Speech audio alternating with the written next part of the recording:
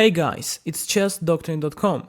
My name is Anthony and today we're going to take a look at one of the most offbeat and aggressive openings out there, the Grob Opening. The Grob starts with a strange looking move g4. It's instantly provocative and aims to disrupt standard lines while creating dynamic chances, often catching unprepared opponents off guard. The main idea behind g4 is to flank the bishop quickly to g2 square, targeting the center from the flank and sometimes even launching a kingside assault early in the game. However, the Grob also weakens white's own kingside and should be played with care.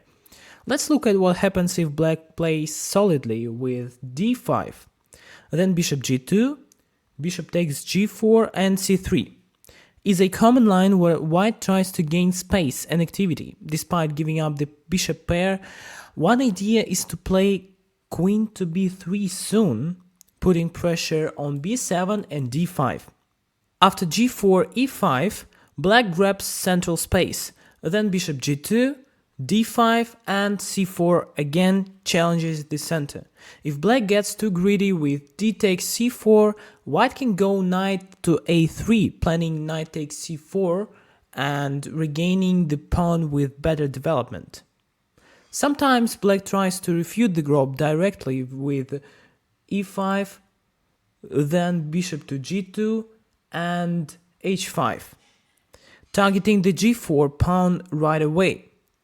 If white plays g takes h5, black can quickly regain the pawn and open the h-file for counterplay, but white can ignore it and develop with c through c4, aiming to counter in the center instead.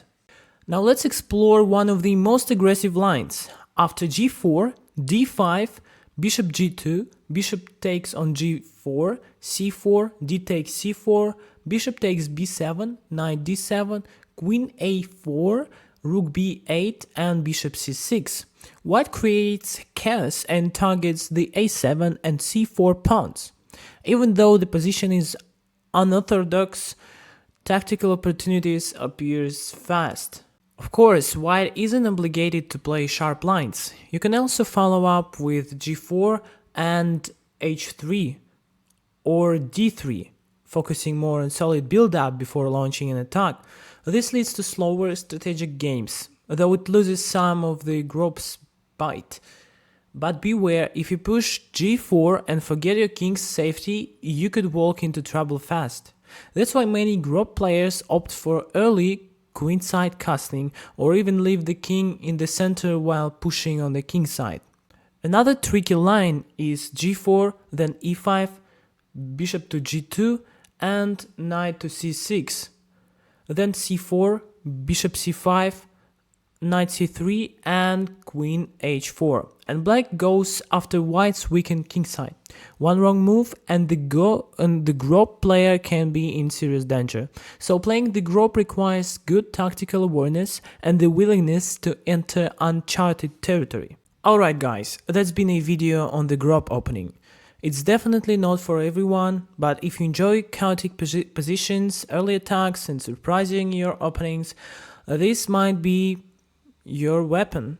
To support our content, please press the like button, subscribe to our channel and check out our full articles on other chess openings on chessdoctrine.com. See you next time!